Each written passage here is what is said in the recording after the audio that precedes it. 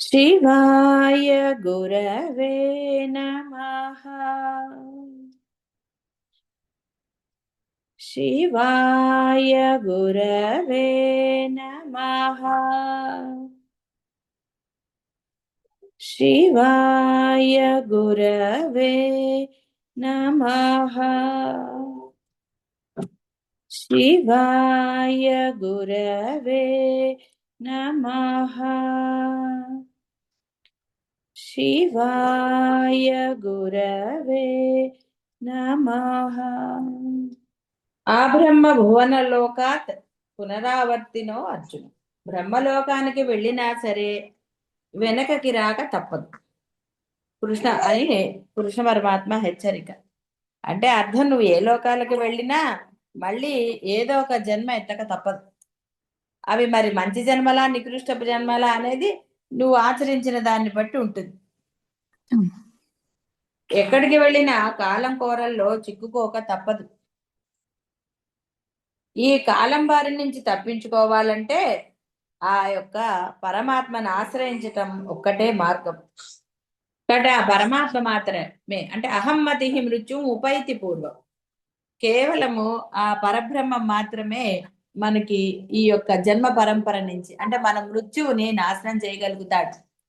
మనని తరింపచేసే శక్తి అతనికి మాత్రమే ఉందని చెప్పండి. నేను అనే బుద్ధి, అంటే ఈ శరీరం, నేను మనస్సును అనే ఈ శరీరాలతో మమేకం చెందే బుద్ధి, ఇదే అహంకారం.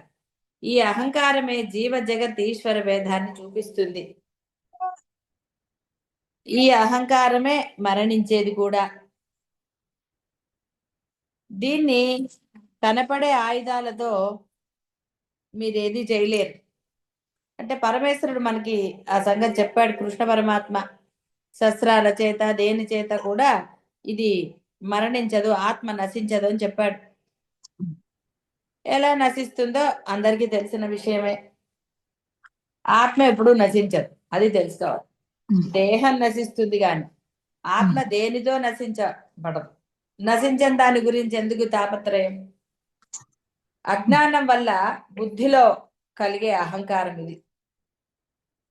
కాబట్టి అద్వైత బ్రహ్మ అజ్ఞానం. సద్దర్శనం చేయకపోవటం వల్ల అజ్ఞానం, అజ్ఞానం వల్ల అహంకారం. కాబట్టి అజ్ఞానం పోతే గాని అహంకారం పోదు. సో అజ్ఞానం పోవాలంటే జ్ఞానం కావాలి. దాహం వేస్తే మంచినీళ్ళు కావాలి అలా. కాబట్టి ఈ విధంగా జ్ఞానం సంపాదిస్తే అహంకారం నశిస్తుంది. జ్ఞానం ఎలా? గురువుల ద్వారా, ఉపదేశాల ద్వారా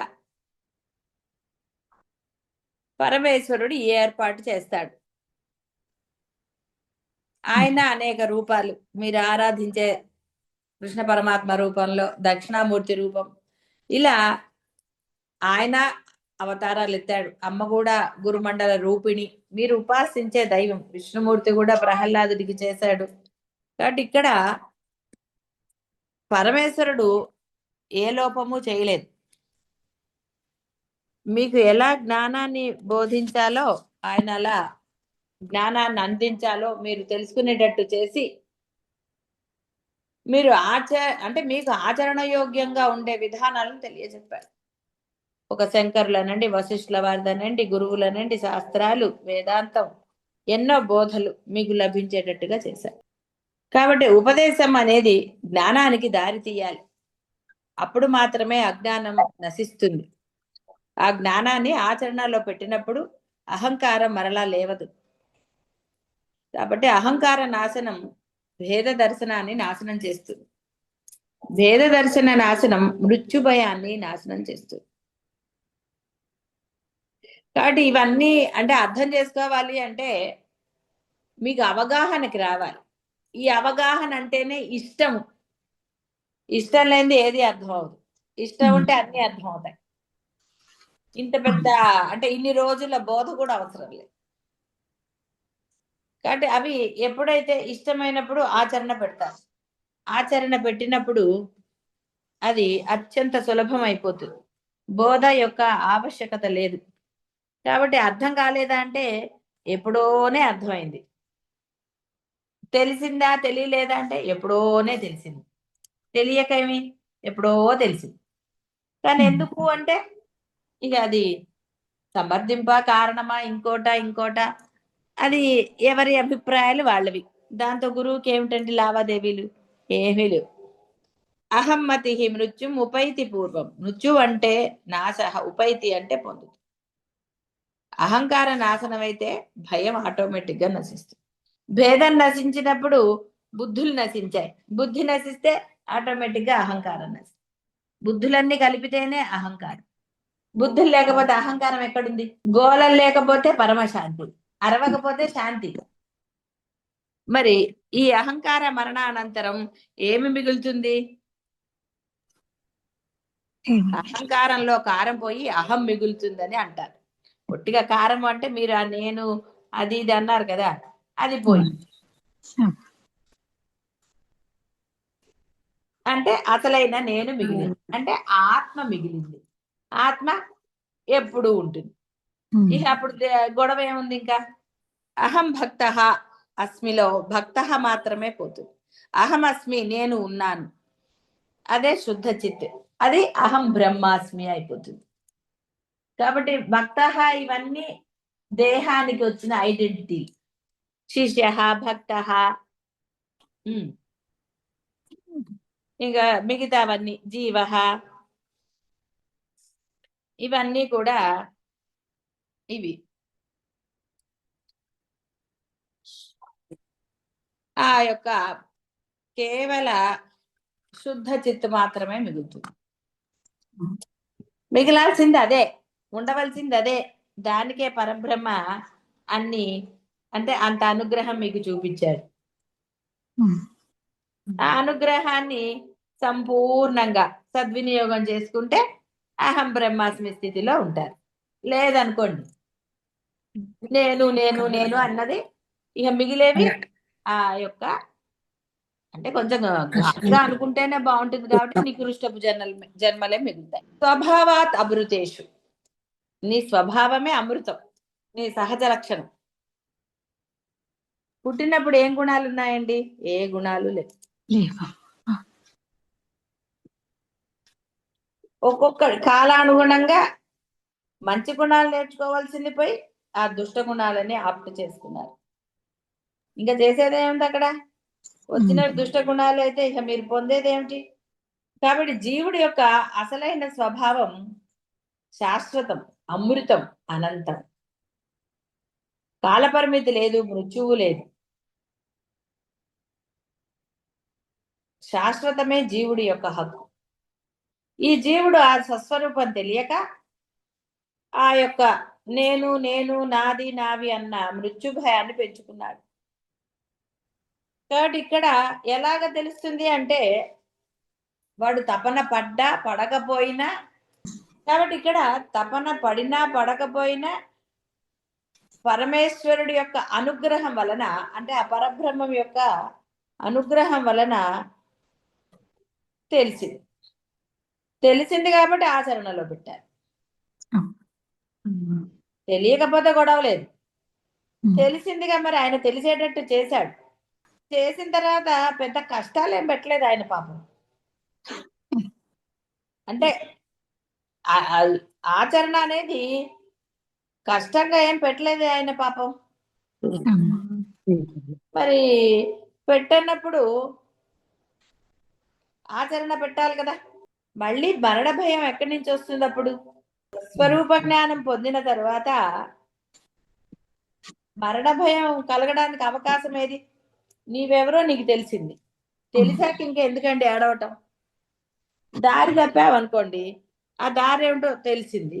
తెలిసాక ఇక ఏడుపు లేదు కదా. లేనప్పుడు కళ్ళజోడు ఇందాక కళ్ళకే ఉంది, అంతా ఎత్తుకుతున్నాను, ఎక్కడ పెట్టానో కళ్ళజోడు మర్చిపోయా. అన్నప్పుడు తగిలేసరికి అప్పుడు ఓ ఇక్కడే ఉండా, అప్పుడు నవ్వొచ్చి ఎత్తు కూడా ఆగిపోయింది కదా. బాధ. అంటే ఏదైతే లేదు అనుకున్నామో, అంటే లేదో కనపడలేదో ఇంకోటో ఏదన్నా అనుకోండి, అది కాదు. కాబట్టి ఈ ఈ జీవితం ఏమిటి అని ప్రశ్నలు ఉన్నా లేకపోయినా మనకి తెలిసిపోయింది. ఇప్పుడు వెతకపోయినా ఎదురుగుండా ఉందనుకోండి, ఓ ఇక్కడే ఉందనుకుని తీసేసుకుంటాం. వెతికినప్పుడు ఒకటి, వెతకపోతే వేరేనే కదా. అదే ఇక్కడ. కాబట్టి ఇంకా ఎవరికైతే అసలు నేను తెలుస్తుందో, ఇక వాడికి దేని నుంచి భయం, దేని వల్ల భయం కలుగుతుంది, ఏది కలుగు. ఆనందం బ్రహ్మేతి విజనాత్.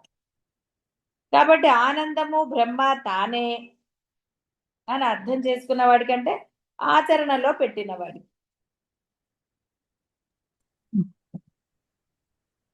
భయం ఎక్కడుంది? భయం ఉండాలి అంటే రెండోది ఉండాలి. నువ్వేమన్నా అనుకోవాలి కదండి పాపం.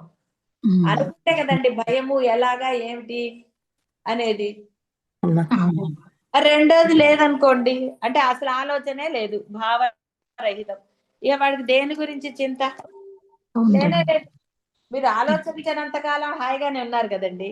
పిల్లలు కూడా చూడండి, వాడు పుస్తకాలు కొనుక్కోవాలా లేకపోతే చాక్లెట్లు కొనుక్కోవాలి, ఇవన్నీ ఆలోచన లేనప్పుడు బానే ఉన్నాడు. వాడి సంపాదన మొదలెట్టగానే మీరు నానా రకాలు చెప్తారు కదా, దాచుకో అది కొను ఇది కొను ఏదో అంటారు కదా, అప్పటి నుంచి మొదలైంది వాడికి. లేకపోతే వాడికి ఏం దిగులండి. అదే ఇక్కడ జరుగుతోంది పాపం. కాబట్టి ఎప్పుడైతే శుభ్రంగా, ఇప్పుడు మీరు ఏం పట్టించుకోలేదు అనుకోండి, వాడు సంపాదించింది, వాడు ఏదో పెట్టుకుంటాడు, మళ్ళీ బుద్ధి వస్తుంది, ఏదో చేస్తాడు వాడు, వాడికి ఏం లేదు. రెండోది ఎవరో కల్పించుకున్నప్పుడే. కాబట్టి నీకు భయం కలుగుతుందంటే దేని గురించి? ఏదో ఉంది, అది నిన్ను బాధిస్తోంది, ఆ బాధే భయం. రిటైర్ అయ్యాక ఎలాగా, రోగం వస్తే ఎలాగా, వాళ్ళు మాట్లాడకపోతే ఎలాగా అని ఆ సిచ్యువేషన్ వచ్చినప్పుడు చూసుకుందాం. పరమేశ్వరుడు ఉన్నాడు కదా. కాబట్టి జ్ఞాని ఉన్నది ఒక్కటే బ్రహ్మం అనుకుంటాడు, తాను కూడా అందులోనే ఉన్నది ఒక్కటే బ్రహ్మం అంటే తనతో కలిపి సర్వము బ్రహ్మమే. ఉన్నది ఒకటే అంటే తాను బ్రహ్మం అంటే రెండైపోయాయి. అలా కాదు, ఉన్నది ఒకటే, తానే ఉన్నాడు అన్నిట్లో, అన్ని అది అంత. కాబట్టి వాడికి భయం లేదు. కాబట్టి దేని గురించి భయపడాలి? అల్లరి చేస్తే ఏం చేస్తారు? ఓపిక ఉంటే సరే అంటారు, ఓపిక లేకపోతే రెండు వేస్తారు, అంతే కదా. ఏముంది, సింపుల్ కదా. ఆ సమయానికి ఎలా అయితే అలా అవుతుంది. దాని గురించి అల్లరి చేస్తున్నాడు అంటే ఏం చేస్తాము? కాబట్టి ఈ అహంకార నాశనానికే ఆ యొక్క సర్వస్వ శరణాగతి. ఉపాసించే దైవానికో గురువుకో పరబ్రహ్మానికో ఆ సర్వస్వ శరణాగతి పొంది తీరాలి.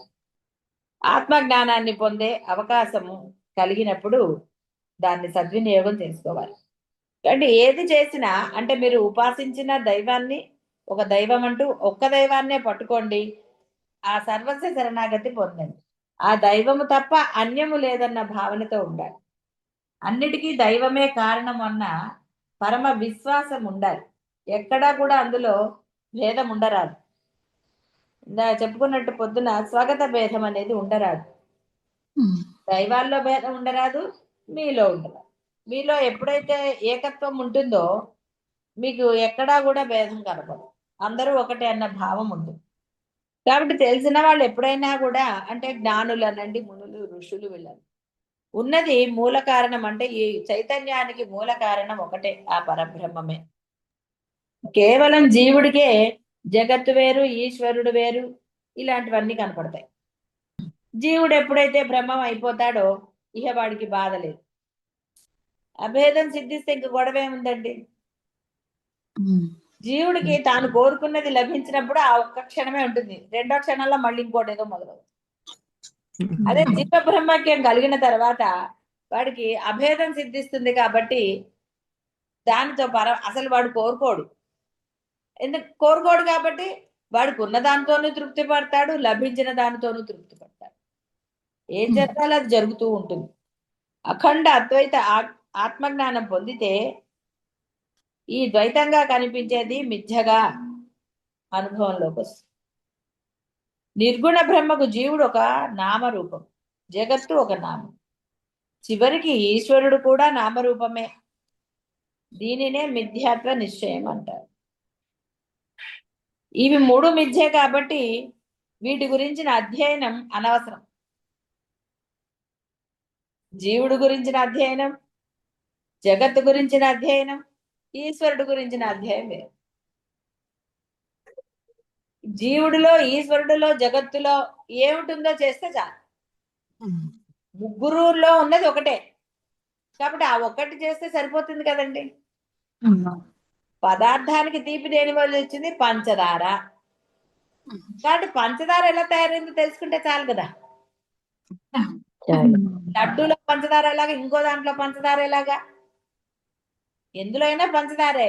ఓ 10 రకాల స్వీట్లు పెట్టిన మూలం పంచదారే, ఆ యొక్క తీయదనానికి. కాబట్టి ఆ ఒక్కటి తెలుసుకుంటే సరిపోతుంది కదా.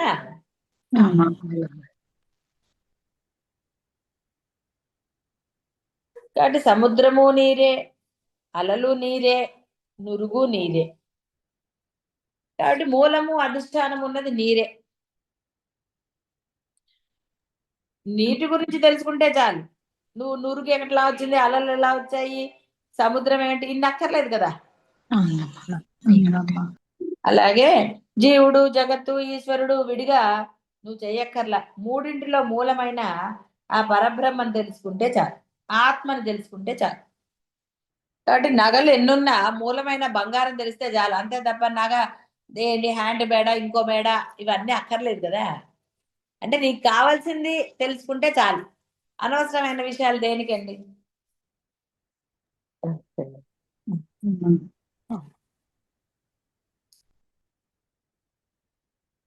కాబట్టి అన్నం ఉడకాలి అంటే, అన్నం ఉడికిందో లేదో తెలిసేయడానికి అంటే విడిగా ఉడికినప్పుడు ఒక మెతుకు పట్టుకుని చూస్తారు, అంతేగాని మొత్తం అంతా చూడరు కదండి మెతుకు మెతుకు. కాబట్టి నీ యొక్క ఆచరణే నువ్వు ద్వైతివా అద్వైతివా తెలియజేస్తుంది, వేరే ఏం లేదు అక్కడ. నీ వ్యవహారమే నువ్వేమిటో తెలియజెప్తు. ఇక బాధ ఏముంది? బాధలన్నీ పడేవాడికేనండి. కాబట్టి అహంకార విచారణ తక్కిన రెండు విచారణల కన్నా శ్రేష్టమైనది. అంటే ఆత్మ విచారణ అని అర్థం. కాబట్టి ఆ నేను, అసలైన నేను తెలుసుకుంటే చాలు, అదే అసలైన అంటే శ్రేష్టమైన పద్ధతి. అందుకే ఇప్పుడు తెలిసిన తర్వాత శ్రేష్టమైనది ఆచరణ. తెలిసింది ఆచరణలో పెడితే కదా అందులో స్థిరత్వం వస్తుంది. యూట్యూబ్ లో ఎన్ని చూసినా మీరు దాన్ని తయారు చేస్తేనో, దాన్ని ఇది చేస్తేనో, ఏ ప్రాజెక్ట్ చేస్తేనో అది రిజల్ట్ వచ్చినప్పుడు కదండి అసలైంది. అనుభూతో అనుభవమో ఎప్పుడు ఈ నేనే అత్యంత సమీపంగా ఉంది, ఆత్మే. దాన్ని వదిలేసి ఎక్కడెక్కడో తిరగటం ఎందుకు, వృధా ప్రయాస. నువ్వు ఎక్కడికి తిరిగినా నీకు తెలియబడదు. తిరిగినన్నాళ్ళు ఎలా తెలుస్తుందండి? ప్రశాంతంగా తెలుస్తుంది. ఒక చోట స్థిరంగా ఉండి చెయ్యి. ఏ పనైనా అంతే కదా, అటు ఇటు పరిగెడితే పనులు అవుతాయా? ఆయాసం వస్తుంది. నీకు అత్యంత సమీపంలో అంటే నీవే అయి ఉన్నావు. అది ఆ ఆత్మ గురించి తెలుసుకోరా, వేరే వాటి గురించి ఎందుకు? దానివల్ల ఏమిటి ప్రయోజనం? దాంట్లో ఉన్నది కూడా అదే.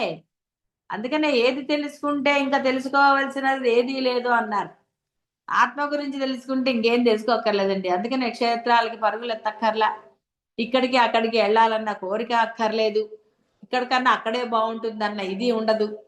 వెళ్ళవలసి వస్తే ఈ దేహానికి అది వెళుతుంది, ఆ పరమేశ్వరుడు తీసుకెళ్తాడు. మన ప్రయత్నాలు అక్కర్లా, మనం అనుకోక్కర్లేదు, అభిప్రాయాలు అక్కర్లేదు, ఏది అక్కర్లేదు. అవన్నీ కూడా ఆనందంగా జరుగుతాయి. ప్రయత్నం ఆనందంగా ఉందండి? లేదమ్మా.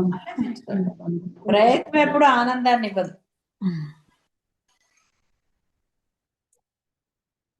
అందుకే ఆచరణ అన్నారు కానీ ప్రయత్నం అనలేదు. ప్రయత్నం ఆనందాన్ని ఇవ్వదు. ప్రయత్నం ఎప్పుడు నానా గోళలతో ఉంటుంది. దృఢ నిశ్చయం, ఇష్టం ఉందనుకోండి, ప్రయత్నం ఉంటుందా? చేసేస్తాడు.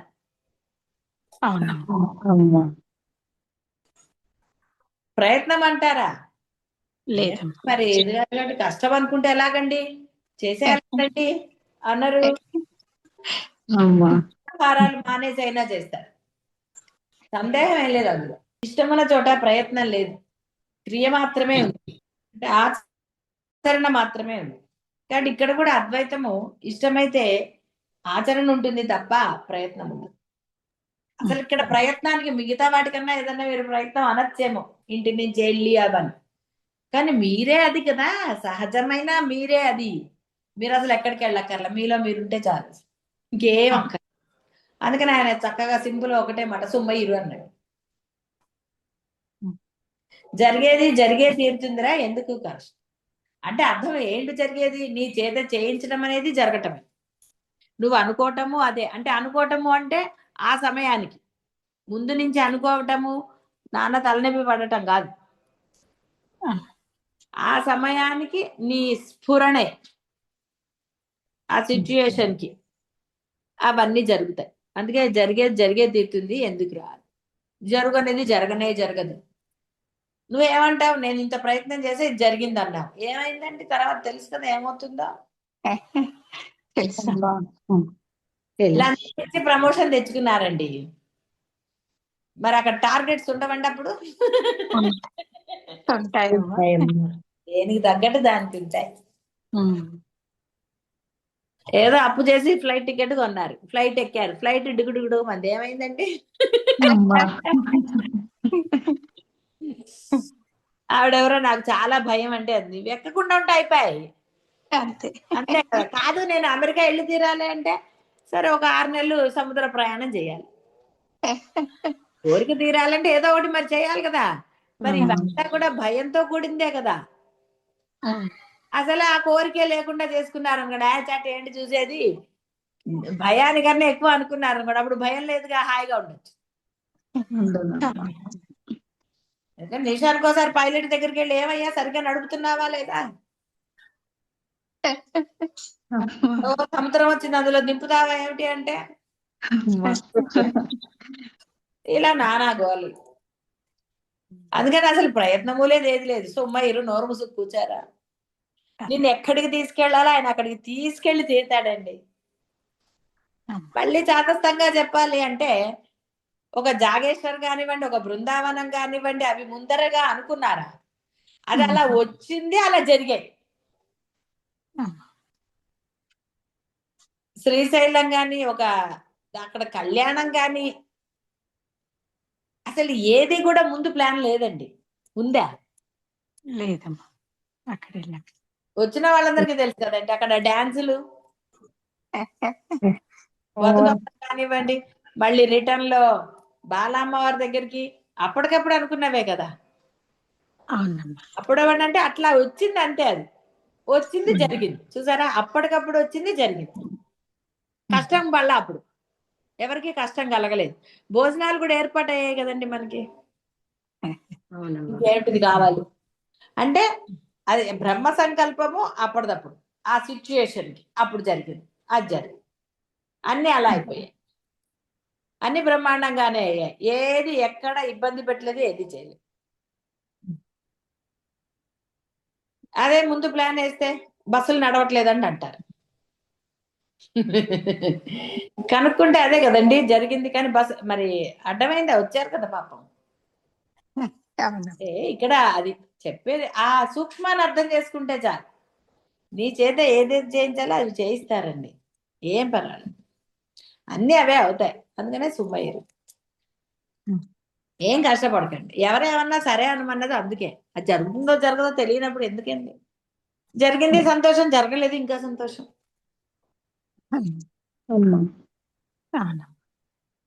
కాబట్టి ఈ నేను అనేదే నీ దగ్గర ఉంది, నువ్వు దాన్ని జ్ఞానంలో ప్రవేశింపజేస్తావా, అజ్ఞానంలో ప్రవేశింపజేస్తావా, ఏం చేస్తావు అనేది నీ మీద డిపెండ్ అయ్యింది. నీ బుద్ధి, నీ వివేకము, నీ విచక్షణ, అంటే ఇవన్నీ కలిపితే విచారణ. తెలిసింది, ఇప్పుడు తెలియనప్పుడు ఎట్టాగో అజ్ఞానంలోనే ఉన్నావు, నేను నేను అని తిరిగావు. తెలిసిన తర్వాత ఇక అందువల్ల ఈ నేను నశింపజేసుకోవడం చాలా కష్టం అండి అంటాడు. మళ్ళీ అక్కడ గీతలు గీస్తాడు, ఇది నా కేటగిరీ, నా అంటే పోలీసు వాళ్ళు నా జ్యూరిడిక్షన్ అంటారు. ఇది గురువు గారి జ్యూరిడిక్షన్, ఇది నేను ఉపాసించే దైవంది. కొన్ని గురువు గారు వదిలేయమన్నారు కాబట్టి వదిలేసాం. అమ్మా. వదిలేసేటప్పుడు గురువు గారు గుర్తొస్తారు, పట్టుకున్నప్పుడు గుర్తు రావాలి. పట్టుకోకూడదన్న విషయం గురువు గారు చెప్పిందే పట్టుకోవద్దని. చూడండి, వదిలేసేటట్లా చెప్పేస్తారు చక్కగా. గురుగారు మీరు వదలమన్నారు కాబట్టి వదిలేశానండి, హాయిగా ఉన్నాను. మరి దీన్ని ఎందుకు పట్టుకున్నారా అంటే అదేనండి. అందువల్ల అహంకారం నాశనం, నేను నశించడం కష్టం అంటారు. ఎవరికండి ఇష్టం లేని వాళ్ళకి కష్టం. ఇష్టం ఉన్న వాళ్ళకి ఎందుకు కష్టం అవుతుందండి? ఏది కాదమ్మా. కష్టమైంది చెప్పండి అసలు? కాదమ్మా. ఏది కష్టం కాదు. అమ్మా. ఇష్టం అయినప్పుడు అన్నీ హాయిగానే ఉంటాయి. ఇష్టం లేనప్పుడే నానా గోలలు. అంతే అమ్మా. అమ్మా. కనపడకుండా వేరే వాళ్ళు ఏం చేస్తున్నారు అన్న ఇష్టం లేనప్పుడు వాళ్ళ మీద కోపం వస్తుంది.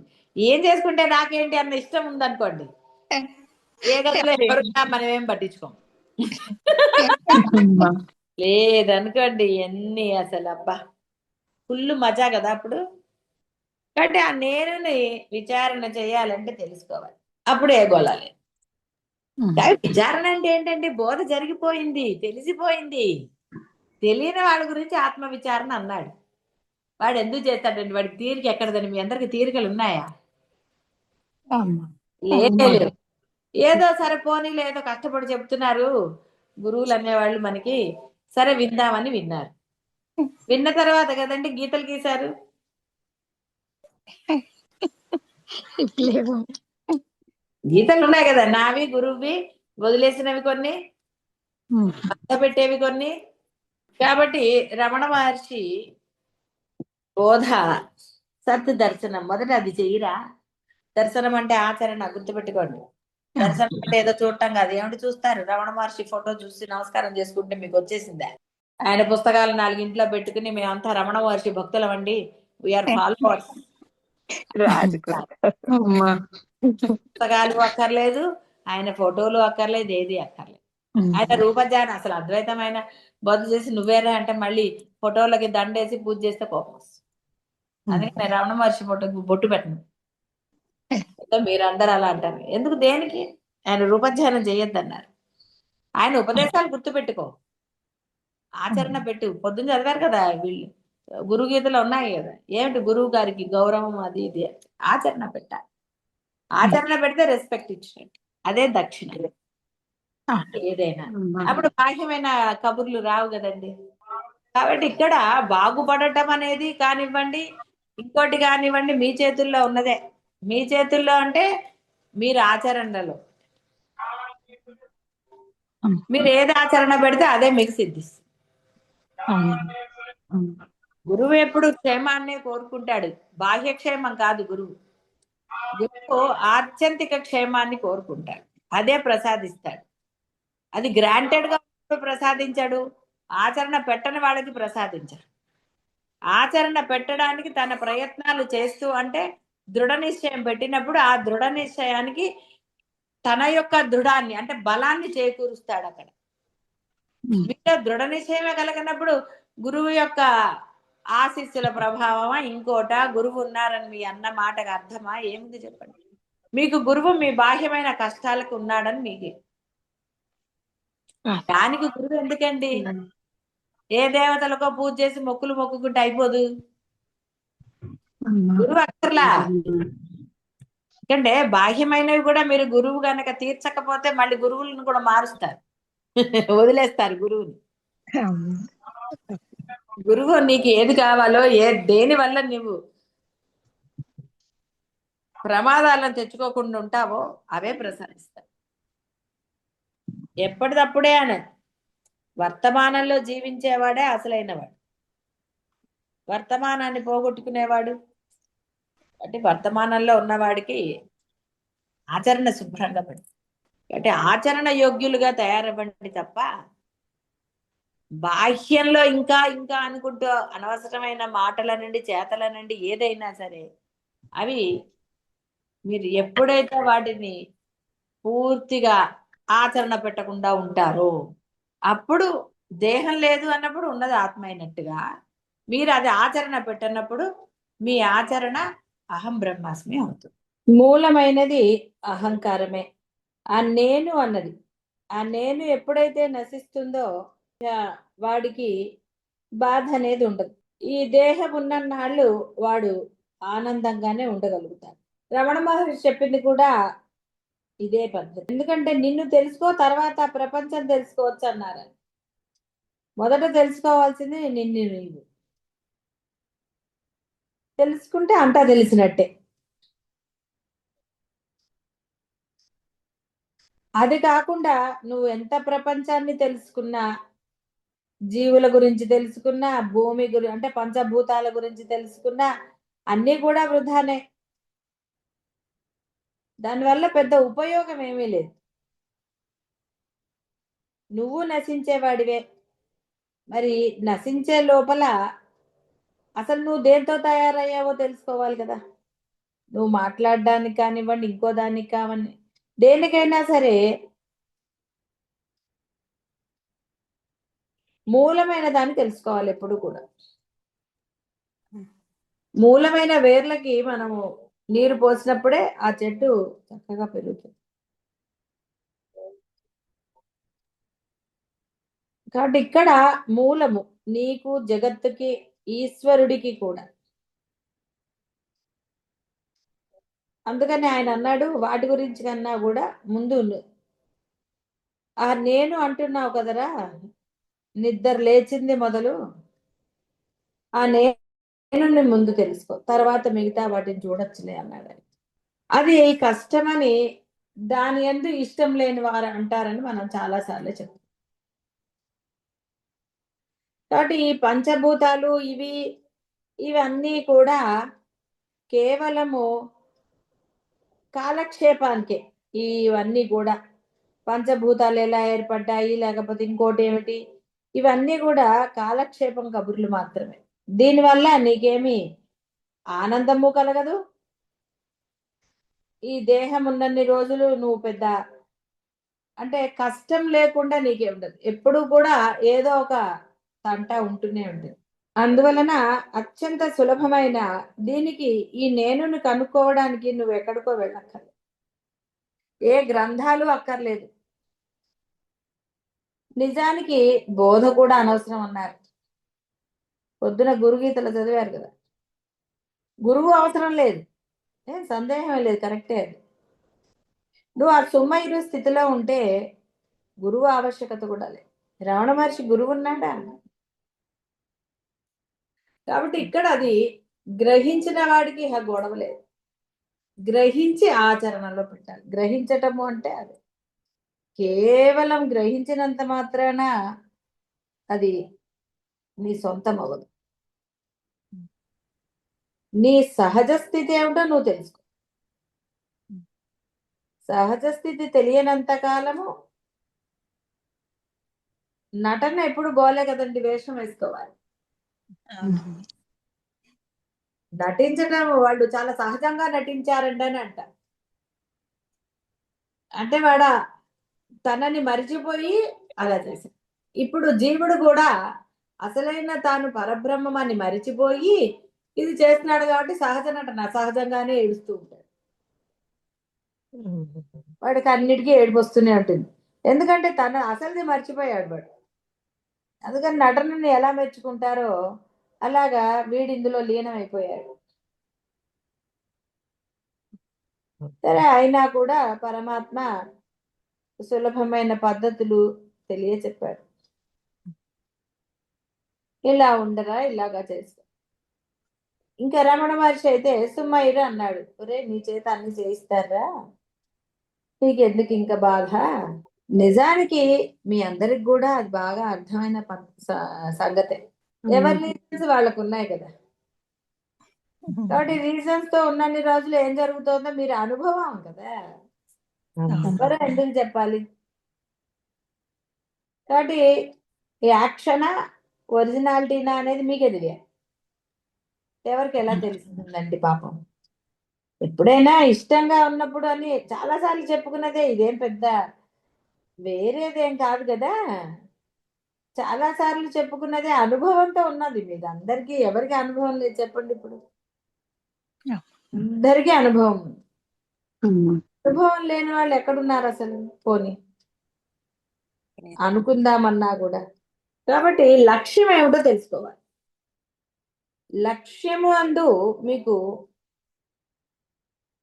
పట్టుదల అనండి, గురి అనండి, ఇంట్రెస్ట్ అనండి, ఇష్టం అనండి, దానికి ఏ పేర్లైనా పెట్టుకోండి. లక్ష్యము తెలుసుకుని ఆ లక్ష్యాన్ని మర్చిపోకుండా అదే మార్గంలో ప్రయాణిస్తే ఎంతో సులభంగా పొందవచ్చు. ఆచరణ సర్వకాల సర్వ అవస్థల యందు ఉంటే అత్యంత సులభంగా రికాబు కావాలని చెప్పారు. కాబట్టి లక్ష్యాన్ని మర్చిపోని వాడైతే సర్వకాల సర్వ అవస్థలు ఎందు పెడతాడు. అందుకనే అక్కడ వశిష్ఠుల వారు అహం బ్రహ్మాస్మి మంత్రం లాగా చేసుకోవాలరా అన్నారు. అంటే కూర్చుని అహం బ్రహ్మాస్మి అంటాం కాదురా, ఆచరణ పెట్టడం. నువ్వు బ్రహ్మానివి అని మర్చిపోకుండా ఉండటమే కదా ప్రయత్నం చేయాలి, వేరేది ఏమీ లేదు. అమ్మా భేదాలు లేని నిర్గుణ బ్రహ్మ జ్ఞానం పొందాలి. భేదాలున్న ద్వైతాన్ని మిథ్యా నామరూపాలుగా త్యజించాలి. ద్వైతం గురించి గోల్డ్ ఎక్స్పీరియన్స్, అసలు అది విడిగా ఎవరు చెప్పక్కర్లేదు కూడా.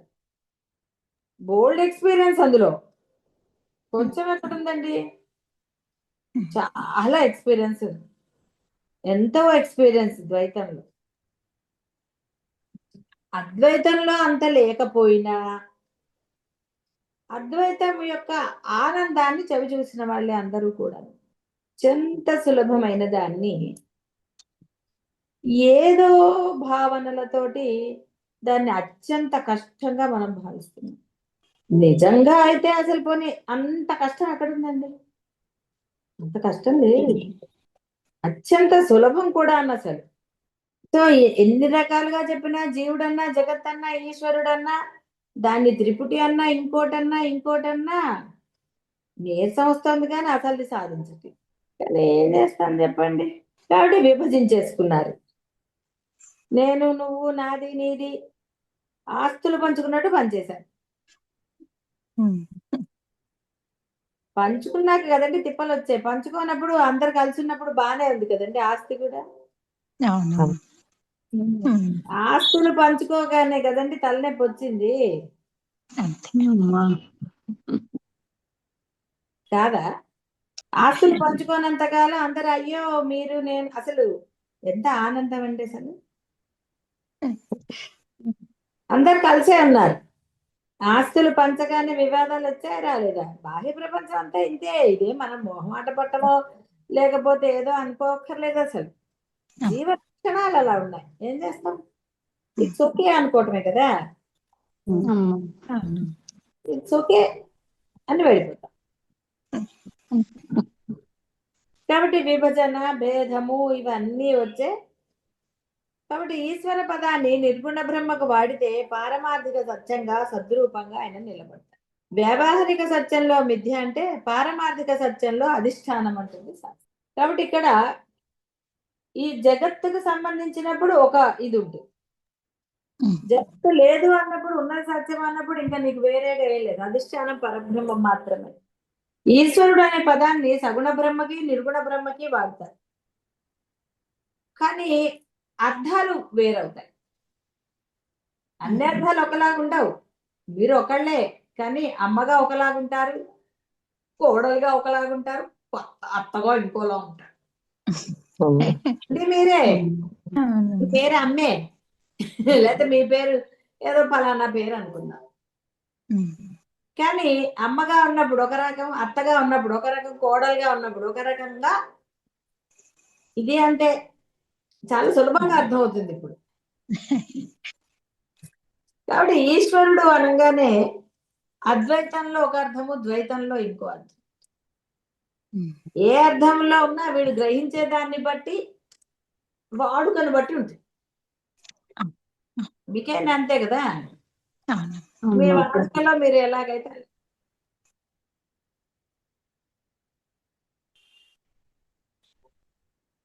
కాబట్టి ఈశ్వరుడు సత్యమా మిథ్య అంటే వెంటనే మిథ్య అని అనేస్తే నువ్వు అద్వైతంలో ఉంటే మిథ్య, ద్వైతంలో ఉంటే మిథ్య ఎలా అవుతాడండి పాపం. నీకు వరాలు ఇవ్వద్దు, నీ కోరికలు తీర్చాలి కదా. అమ్మా కాబట్టి పారమార్థిక సత్యంలో సత్యము లేదా అధిష్టానం అవుతుంది, వ్యావహారిక సత్యంలో మిథ్య అవుతాడు. అంటే నీ కోరికలు తీర్చినప్పుడు మిథ్య, అందుకే నశించే ఆయన్ని పూజించడం ఎందుకు అన్నాడు శని. ఇలాగా ఎప్పుడైనా మీరు కూడా అంతే కదండి, వ్యవహారంలో ఒక రకంగా ఉంటారు, లేకపోతే ఇంకో రకంగా. అమ్మా ఇంకో రకంగా ఉండరండి. వ్యవహారం అంటే అదే కదా, అవసరం ఉన్నప్పుడు ఒకలాగా ఉంటారు, అవసరం లేనప్పుడు అమ్మా నజర చేస్తారు కదండి, చూసి చూడనట్టు యాక్షన్ చేయరు. ఎవరినైనా సరే మీరు చేసేది అదే కదా. కాబట్టి జగత్తుకి, జీవుడికి, ఈశ్వరుడికి అందరికీ అధిష్టాన ఆ పరబ్రహ్మమే. అది లేకపోతే అసలు ఇక్కడ ఎవరున్నారు? ఎవరు లేరు. మొదట జీవుడు వస్తాడు, ఆ జీవుడు నేను అనగానే వాడికి ప్రపంచం ఉంది, ప్రపంచం రాగానే ఈశ్వరుడు కూడా వచ్చాడు. సరే, ప్రపంచం ఉన్న వాళ్ళందరికీ ఈశ్వరుడు ఉన్నాడా అంటే వాడి నమ్మికను బట్టి,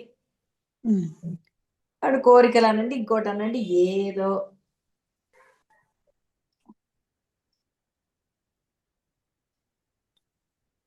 కాబట్టి పరబ్రహ్మనే అంటే భగవంతుడిని ఏ పేరుతో అయినా కొలవచ్చు, నీ ఇష్టం అని.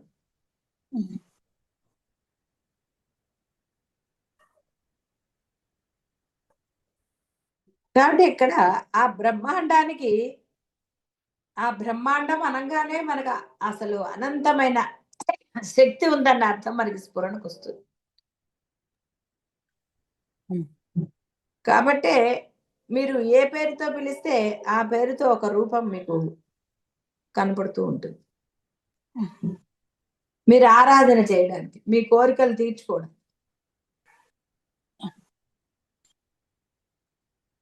మీకోసం ఏకమైన బ్రహ్మ అనేకమయ్యారు.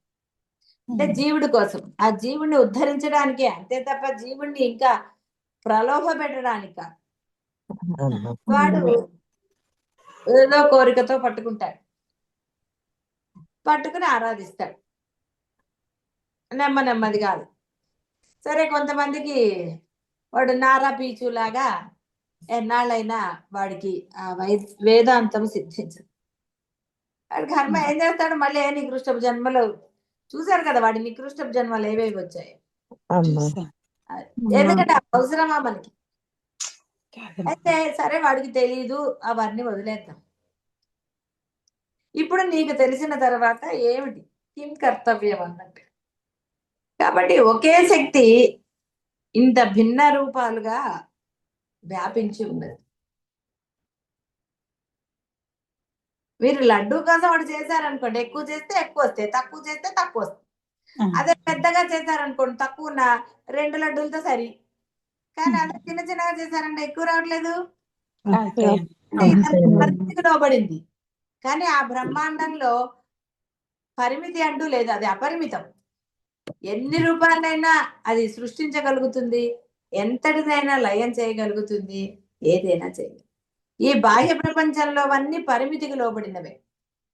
మనకి ఇంకా అయిపోయింది, ఇంకా లేదు అనేస్తారు, ఇంకా లేదు అంటారు. ఎందుకంటే ఇదంతా పరిమితే, కాల పరిమితికి లోబడి ఉన్నది. ఎందుకంటే కాలానికి ఇక్కడ ఒక గుర్తింపు చేశారు. కాలానికి కూడా కాలాతీతుడు అన్నారు. అందుకనే ఆయన కాల పరిమితి కానీ ఇంకో అసలు ఏ పరిమితులు లేనివాడు, అప్రమేయుడు. కాబట్టి ఏదైనా చేయగల సర్వ సమర్థత అనుకున్నారు.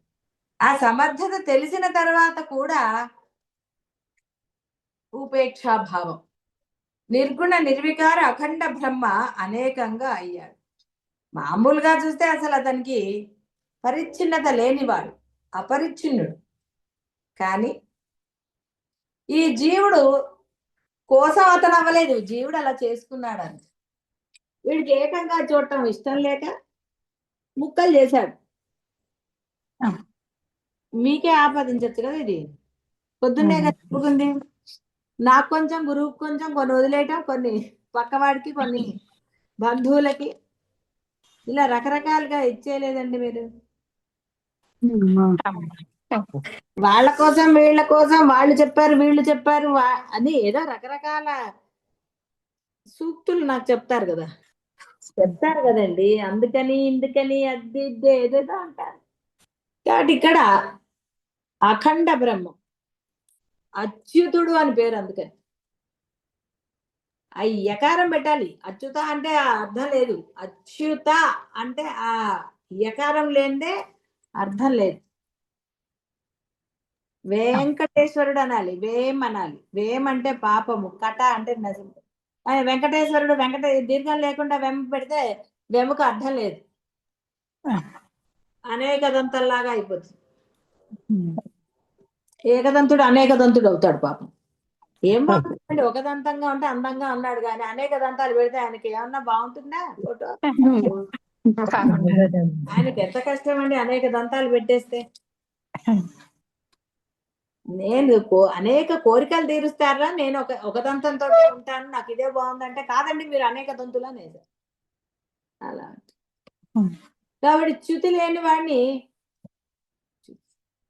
ఆయన ఏమన్నా అన్నాడా? పోనీ ఏమీ మాట్లాడలేదు, సాక్షిగానే ఉన్నాడు, ఓకే అన్నాడు. పిల్లవాడు ఎంత ఇది చేసినా సమర్థురాలైన తల్లి సరే అంటుంది.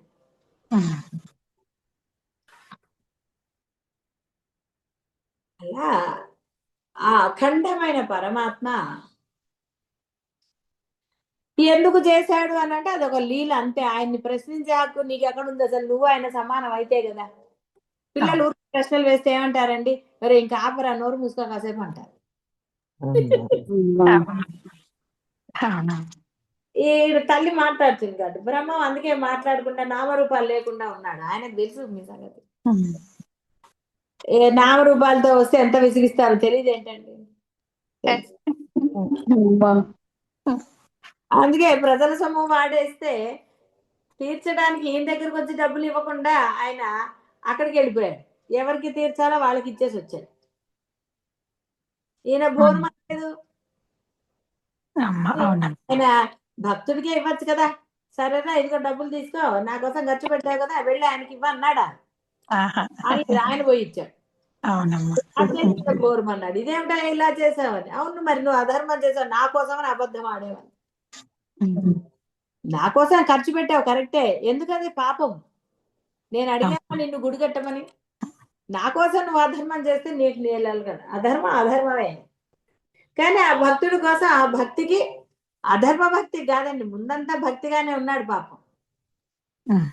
ఏదో ప్రలోభం వచ్చింది కదా, మీ లేవు ప్రలోభాలు, అలాగే ఆయనకి గుడి కట్టాలనే ప్రలోభం వచ్చింది.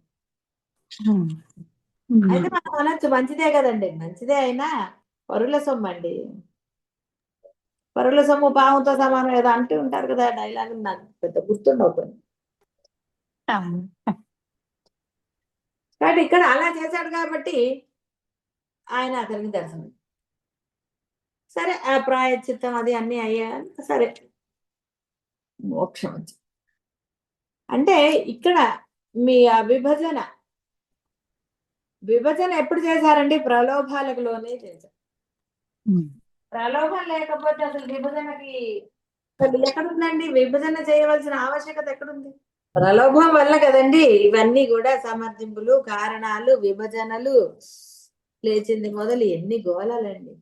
కాబట్టి జాగ్రత్తలో వీడు ఒక్కడే ఉన్నాడు. మామూలుగా కూడా మెలుగుతున్నప్పుడు మీరు ఒక్కలే కదా, మీరే, వేరే వాళ్ళందరూ కూడా ఉన్నారు, ఎవరికి వాళ్లే కదండి, ఎవరి ప్రపంచం వాళ్ళది. వాడు నిద్రపోయాక స్వప్న ప్రపంచంలో వాడు ఉన్నాడు, వాడు లాంటి వాడు ఇంకోడు ఉన్నాడు. మరి ఎట్లా స్వప్నం చూడాలి కదా. మరి అది సుషుప్తిలోకి వెళ్తే వాడు లేడు, వీడు లేడు, ఎవడు లేడు, ఉన్నది వాడే అయిపోతాడు.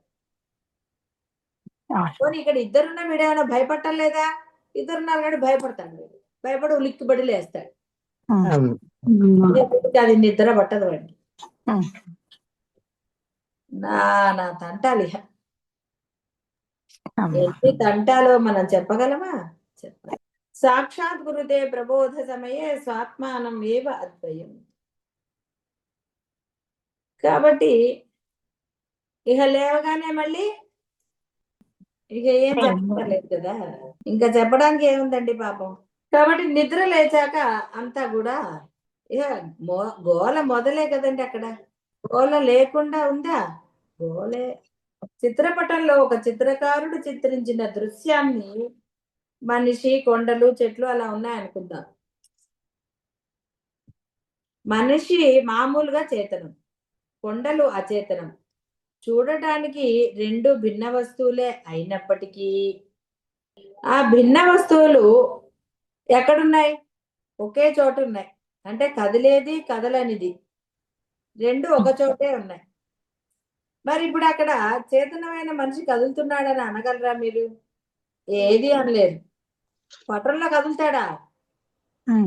పటంలో కదిలితే మీరెక్కడుంటారు? అవును. అది తెలుసు కదా. పటంలో గనక మనిషి కదులుతున్నాడు అనుకోండి, అమ్మా. కదిలినా అంతే, ఇక అసలు ప్రశ్నే లేదు. అంటే కదిలేవి కదులుతున్నప్పుడు, కదలండి కదలకుండా ఉన్నప్పుడే నువ్వు ప్రశాంతత. కాబట్టి అద్వైతం అనేది నీకు ప్రశాంతత ఇస్తుంది. ద్వైతం అనేది నీకు భయాన్ని చేకూరుస్తుంది, నీలో అలజడిని సృష్టిస్తుంది. ఆ భయము రెండవది. ఆ రెండు నీ భయానికి అనేకమవుతున్నాయి. ఒకవేళ మీరు సినిమా చూసినా అంతే, తెర కదులుతుందా? ఇది అంతే. ఇక్కడ మూలమైనది కదలదు, బ్రహ్మ సాక్షి. ఈ జగత్తు అలా మీకు కదులుతున్నట్టుగా, వ్యవహారం జరుగుతున్నట్టుగా అనిపిస్తుంది. కాబట్టి బ్రహ్మ ఏకం అంటాం. అన్ననోటితోటి బ్రహ్మమే ఇన్ని రూపాలుగా ఉన్నాడంట. అంటే అక్కడ అసలైన బ్రహ్మ పాపం తగ్గిపోయాడండి, చిక్కిపోయాడా? కాదుగా. ఆయన ఎప్పుడూ పూర్ణుడే, అందరిలో కూడా పూర్ణంగానే ఉన్నాడు తప్ప ఆయన కొంచెం కొంచెంగా లేడు. ఆయన ఎక్కడున్నా కూడా పూర్ణంగానే ఉన్నాడు పాపం. ఆయనకు వచ్చిన నష్టమో ఇంకోటో లేదు కదండి పాపం. కాబట్టి ఆ యొక్క బ్రహ్మాండత్వాన్ని, అద్వైతాన్ని అర్థం చేసుకుంటే అసలు ఏ గొడవ. అర్థం చేసుకోవటం అంటే తెలుసు కదా, ఆచరణే. ఇక అసలు దిగులు లేదు, ఏది లేదు. దానంత ఇది ఇంకొకటి. కాబట్టి బ్రహ్మకు భాగాలు లేకపోతే మాయ అంటే ఈ జగత్తు ఇవన్నీ ఎక్కడి నుంచి వచ్చాయండి? నువ్వు భాగాలు చేసావు, పుట్టగానే నేను నేను అన్నావు. నువ్వు బ్రహ్మ అంటే కాదులే, అది పక్కన పెట్టి తర్వాత చూద్దాం దాని సంగతి అన్నావు.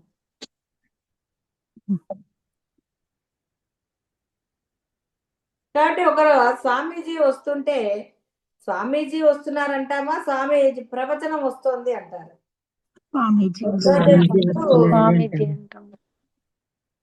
అంటే అర్థము అంతా బ్రహ్మమే, ఆ బ్రహ్మశక్తే ఇదంతా. కాబట్టి ఇక్కడ అంతా బ్రహ్మగా అంటే నువ్వు బ్రహ్మం నేను బ్రహ్మం అనుకోవటం కాదు. మీరు వ్యవహారంలో ఎందుకు బోల్తా పడతారు అంటే ఉన్నది బ్రహ్మం అని అంటున్నారు తప్ప దాన్ని ఆచరణలో పెట్టట్లేదు. ఆచరణ ఏమిటి? మీ కుటుంబ సభ్యుల్లో అందరిలో కూడా బ్రహ్మమే ఉన్నాడు కదా, వస్తువుల్లో గాని మనుషుల్లో గాని. మరి పోని వారిని మీరు గురువులుగా భావించిన మీకు వారి మీద ద్వేషాలు అవన్నీ ఎందుకు వస్తున్నాయి అంటే ఈ బ్రహ్మ అని చెప్పటము తేలిగ్గా చెప్తున్నారు, కానీ అందరిలోని ఆ బ్రహ్మను మీరు దర్శించలేకపోతున్నారు అన్నట్టు. దర్శించకపోవడం వల్ల కోపాలు, రాగాలు, ద్వేషాలు, నానాగోళలు. దర్శించడం అంటే నువ్వు బ్రహ్మ అని దండం పెట్టడం కాదు. అక్కడ ఉన్నది అదే శక్తి. ఆ శక్తి నీలో మంచిగా ఉండొచ్చు, ఇంకోళ్ళు చెడ్డగా ఉండొచ్చు, ఇంకోళ్ళు ఇంకో రకంగా ఉండొచ్చు. కాబట్టి నీవు బ్రహ్మమైనప్పుడు ఎలా అయితే మనకి బ్రహ్మయే అన్ని సృష్టి చేశాడు, ఆ పేడ పురుగుతో సహా నేను ఎన్నోసార్లు చెప్పుకున్నాను. బురద కూడా అదే అని చెప్పు, అదే అయింది. ఎక్కడ ఏది కూడా ఆయన కాని వస్తువు అంటూ లేదు, కదిలేదు కానీ కదలంది కానీ. కానీ ఆయనలో భేదం వచ్చింది. ఆయన ఎక్కడన్నా ఒకళ్ళ మీద ద్వేషం కానీ జుగుప్స కానీ ఆయన పెట్టుకున్నాడా? పెట్టుకోలేదు. ఉండేవాడే ఇది బురద అన్నాడు, ఇంకోటి అన్నాడు, ఇంకోటి రకరకాలుగా విభజన చేసుకున్నాడు. జీవుడే వీడు వేరు వాడు వేరు అలా భావాన్ని చేశాడు.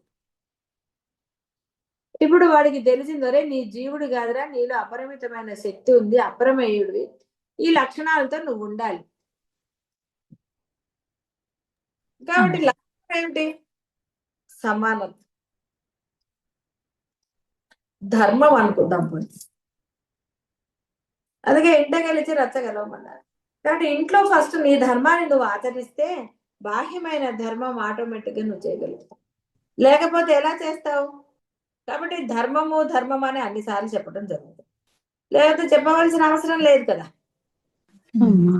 ధర్మమే పరమాత్మ. కాబట్టి గుళ్ళోకి వెళ్ళి అతని ఈశ్వరుడు అని ప్రార్థన చేసినప్పుడు, అంటే అమ్మ అని భావనతో, పరమాత్మ అని భావనతో నువ్వు ధ్యానం చేసినప్పుడు నీకు ఆనందంగా అనిపిస్తుంది. తర్వాత నీ కోరిక సంగతి.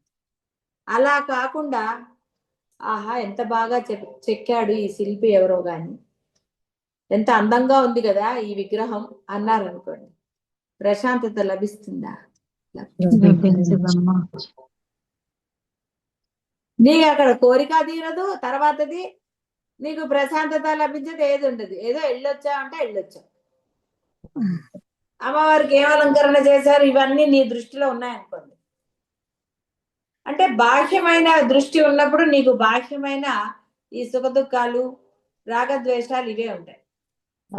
అంతర దృష్టి అన్నారు, అంతరంలో ఏదీ లేదు, కేవలం సాక్షి రూపంగా ఆత్మ మాత్రమే. కాబట్టి అక్కడ ఇది గుడి ఆలయం, ఇక్కడ అమ్మో అయ్యో ఎవరో ఒకటి, అది వాళ్ళది ఇల్లు.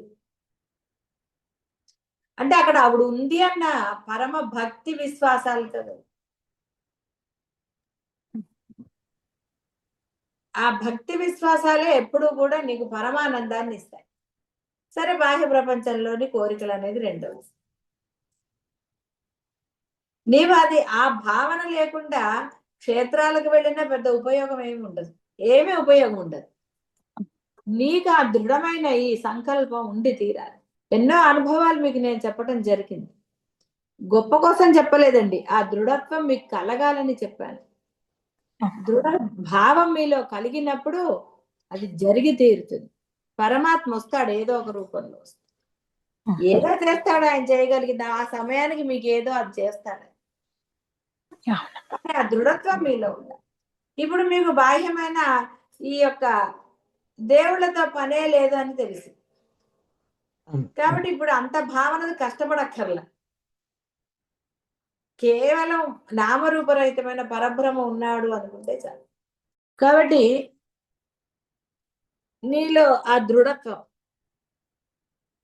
మరి ఉన్నది బ్రహ్మం అనుకోకపోతే నేను బ్రహ్మం అనుకుని ఉండండి, ఏమిటి నష్టం? ఏదో రకంగా ఆ స్థితి పొందాలి కదండి. ఏదో రకంగా మనం వెళ్ళాలి, తొందరగా వెళ్ళాలి అంటే దానికి తగ్గట్టుగా మనం వెహికల్స్ అన్ని చూసుకుంటాం. ఇదే కూడా అంతే. ఏమిటి మనకి ఇప్పుడు నేను బ్రహ్మముగా ఉంటే తేలిక, అందరిలో బ్రహ్మం చూడటం తేలిక, ఏది నాకు సులభం, దాన్ని మీరు ఆచరణలో పెట్టండి. కాబట్టి దొంగ నేనే అనుకోవటాలు, సమర్థింపులు, కారణాలు చూస్తూ రకరకాలుగా ఉంటుంది. అదే కదండి పక్క వాళ్ళ మాటలు వింటుంది. బ్రహ్మ ఎవరి మాటన్నా వింటాడా? అసలు చాలా ఈగో కదండి బ్రహ్మానికి.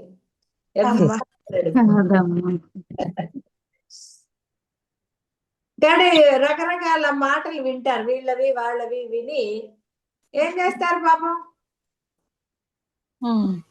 ఏదో రకంగా జరుగుతూ ఉంటుంది. ఎలా జరుగుతుంది అనే దానికి పెద్ద చెప్పటం కష్టం కదండి పాపం. కాబట్టి నీలో ప్రశాంతత నీ దగ్గరే ఉంది, నీ ఆనందం నీ దగ్గరే ఉంది. ఎవరిలో నీకు ఎప్పుడూ ఆనందం రాదు, అది ఒట్టిగా అనుకుంటావు నువ్వు వాళ్ళ వల్ల ఆనందం వచ్చింది. నువ్వు ఆనందించకపోతే, మనవడు మనవరాళ్ళు ఇంట్లోనే ఉన్నారు అనుకుందామండి, నీకు మనసు చికాగ్గా ఉన్నప్పుడు వాళ్ళని చూస్తే మనకు ఆనందం వస్తుందా?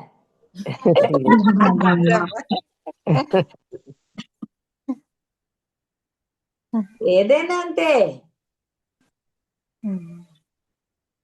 కాసేదంటే పాపం వాడేం చేశాడు, వాడికి ఏం తెలుసు అని నా చికాకు వాడి మీద ఏమిటి అని కొంత విచక్షణ జ్ఞానం ఉన్నవాళ్ళు కాదు.